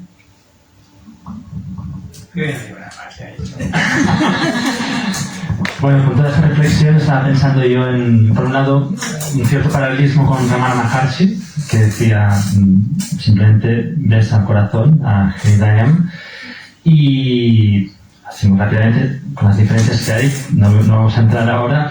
Y por otro lado también pensaba, con esto último que decías de Wilber, pensaba en Mariana Kaplan, que justamente, no me acuerdo en qué libro, de los varios que ha ido publicando Kairos, decía, y es algo que justamente yo creo que estamos haciendo hoy, la importancia también de que entre maestros, es decir, yo me puedo establecer como maestro, puedo, no sé, pues tener mis discípulos, lo que sea, ¿no? Pero de alguna forma, pues los puedo esclavizar o puedo generar, digamos, todo un tipo de mecanismos de apego, en fin, ¿no? de esclavitud espiritual. Y dice Mariana Kaplan, pues yo creo que muy ajustadamente, que la importancia de que se puedan encontrar, o sea, se puedan poner a dialogar distintos maestros, incluso, aunque sean de la misma tradición, no solo pues en una comunicación, en un diálogo ecuménico, sino de la misma tradición, y que pongan en común, pues bueno, pues qué prácticas o qué formas de entender o de, en fin, ¿no? Y yo creo que es algo que estamos haciendo y que Yo creo que no. yo creo que sí. Yo creo que el término maestro está viciado. Bueno, reuniones entre amigos espirituales, buscadores, investigadores, que comparte cada uno lo que ha descubierto, lo que va descubriendo. Bueno, son enfoques distintos, complementarios. No, perdona. Bueno, es algo que tenemos, pero no me refería ahora entre vosotros, sino me refería pues respecto a Sri Prabhupada y a Sri Aurobindo, me refería pues, bueno, pero bueno. Eso está en el pasado. Yo digo que se ha viciado desde ellos hasta ahora. ¿Alguien más? Yo quería Con respecto a lo que decías, Vicente, de maestros realizados que no se han desarrollado en lo emocional, entonces no estaban realizados. Habían realizado pueden haber realizado algún aspecto, pero plenamente realizada su conciencia, justamente el yoga integral, esa realización íntegra, plena, implica que la persona realmente ha desarrollado todo su potencial, como eso es lo que yo entiendo, ¿no? Ha desarrollado toda su conciencia, y eso implica lo emocional, implica lo relacional, o sea, cómo se conecta con los demás seres, con el mundo, que forman parte de esa conciencia cósmica. Si alguien se presenta como iluminado y vemos que hay un problema ahí en sus relaciones, yo lo sospecho, ¿no? Podemos estar en un camino, ¿no? Como decías, el término maestro se ha viciado. Acá también lo llaman maestro. Y estamos, ¿no? Sabemos lo lejos que estamos de eso, ¿no? Yo no puedo decir, no, yo soy un devoto y con todas las 26 cualidades del... No. O Si no, es una mentira, me estoy engañando a mí mismo, como vos decías, el bypass espiritual. Asumo una posición, ¿no? Y niego, reprimo, desconozco mis defectos. Así no puedo llegar a alcanzar la verdad, porque me estoy engañando. Si yo soy honesto, tengo que asumir, bueno, yo tengo este defecto, tengo este otro defecto, tengo que trabajar, y no en un sentido de por mi culpa, no en un sentido otro flagelante, sino real, de honestidad. Yo tengo un montón de cosas que tengo que desarrollar todavía. Entonces, por eso no. Yo creo que si alguien está iluminado y... Bueno, en eso hemos tenido experiencia de eso, ¿no? De maestros que se han ido y ¿qué pasó? El gurú se fue, ¿no? Y ¿dónde queda? ¿No? Obviamente no estaba en esa posición. No estaba en una realización integral. Yo lo que defiendo es que puede estarse, incluso es lo más frecuente, haber llegado a la realidad última a través de una de las avenidas. Hay quien trabaja casi exclusivamente la voluntad, hay quien trabaja casi exclusivamente el amor, hay quien trabaja casi exclusivamente el conocimiento. Se llega al fondo de la realidad por esa vía, pero la personalidad, psicológicamente, como no se considera importante, no se trabaja. Y yo creo que tenemos prueba abundante en muchos gurús. Aquí hay dos posibilidades: o negar que fuesen verdaderos gurús o que hubieran despertado, o hacer esta distinción entre despertar y desarrollo. Es decir, no, puedo aceptar perfectamente que, no sé, que Cherian Trungpa o que Swami Muktananda o que Sogyal Rinpoche tenían un despertar muy importante, pero que había facetas de su personalidad que no estaban desarrolladas, como ha pasado con tantos gurús que han venido a Occidente y el poder, el sexo, la fama se los ha comido, su sombra se los ha comido. ¿Por qué? Justamente por no haber hecho ese trabajo psicológico. Pero eso quiere decir que no habían despertado a la realidad última. Yo creo que no necesariamente. Yo sí que digo algo así como hablando un poco lo que estáis comentando, diría que, claro, el término integral es algo también muy moderno, para decirlo en términos evolutivos, ¿no? Es decir, dentro de la propia tradición, es decir, la tradición, si de algo nos salva o en algo nos ayuda, es justamente que establece unos parámetros a partir de los cuales se establece lo que se transmite es real, o sea, es decir, real con mayúscula. Y justamente dentro de esa tradición, pues podemos hablar de que esa persona pues es auténticamente bhakta, es decir, ha realizado esas 26 cualidades. Bueno, un momento. Entonces, claro, bueno, pues la pregunta sería, no sé si hay alguien que quiera aportar, ¿eh? Tenemos 5 minutos. Vale, pues te paso a ti la palabra. Claro, pues entonces, ¿cómo se establece, no así de forma, pues cómo se establece que esa persona ha adquirido, desarrollado, digamos, 26 cualidades, y con esas 26 cualidades realmente, pues los distintos aspectos de la personalidad quedan también asumidos o quedan realizados? Eso es algo muy personal de la relación del devoto con Krishna. No es algo que... Si la Gora Kishore Das Babaji decía, era un Babaji, era el guru de Prabhupada. El Babaji es una persona que se ha retirado, que se mantiene un poco alejado del contacto con la sociedad. No rechaza el contacto, pero lo mantiene a distancia. Y en una ocasión dos personas fueron a verlo. Aparentemente uno estaba en un estado de éxtasis amoroso por Krishna, que ni siquiera podía mantenerse en pie, entonces su amigo lo llevaba en andas, más o menos.